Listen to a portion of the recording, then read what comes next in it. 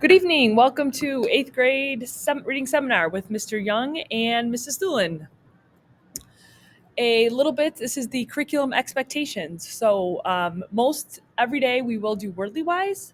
In class, Wordly Wise lessons 1 through 5 will be covered first trimester.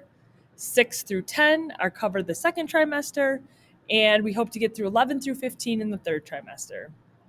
Along with Wordly Wise, we'll be reading a lot of informational text, and students will be expected to annotate the informational text with the signposts that we teach them at the beginning of the year. So we're going to have them look for different signs and different consistencies in informational text that they can always find to improve their comprehension.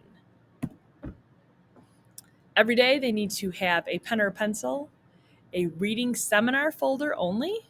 So again, I said this in ELA, but make sure they have a folder just for reading seminar. It will help them stay organized and ensure they have their material to turn in when needed, or even if we need to reference material.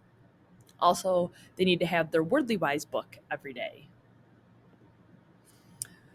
Wordly Wise, every day, this is the rundown. Day 1, usually we will have a slideshow showing pictures and different examples of how to use the words.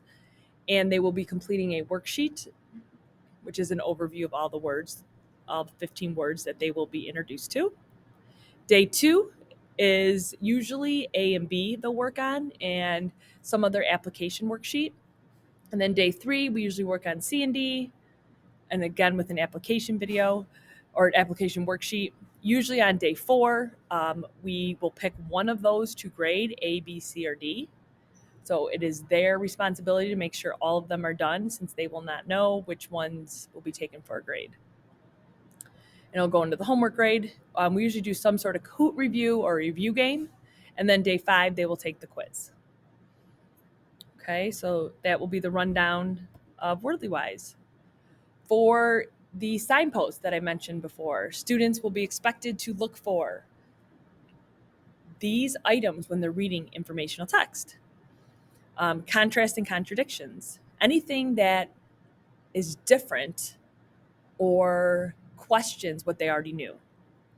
Okay, it contradicts something that they already knew. Extreme or absolute language. Again, there's signal words like always, arguably, absolutely. Things they can pick out easily and understanding why the author put them there. Numbers and stats.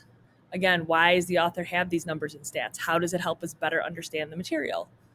Quoted words, we'll focus on who they are quoting and what that quote adds to the information. And then word gaps. Where is there information that I'm lacking? I'm not quite sure I understand that. We want them to start being able to question the text appropriately. And that usually comes last, them being able to figure out what they don't understand in the text. For grading, 40% is their comprehension assessments. There's usually one or two per trimester. And then there is a cumulative Wordly Wise test, which will cover lessons 1 through 5. So the test, the summative assessment is usually pretty light. There's not a lot that falls into that. The major category, the 35% formative, that's where all of the Wordly Wise quizzes will fall under, and any reading quizzes we do. And then homework and classwork is 25%. That's their Wordly Wise worksheet. Any Wordly Wise workbook work, like A through D or E. Any annotations or comprehension questions we do will fall under homework and classwork. And that is the rundown of reading seminar. It does meet every other day.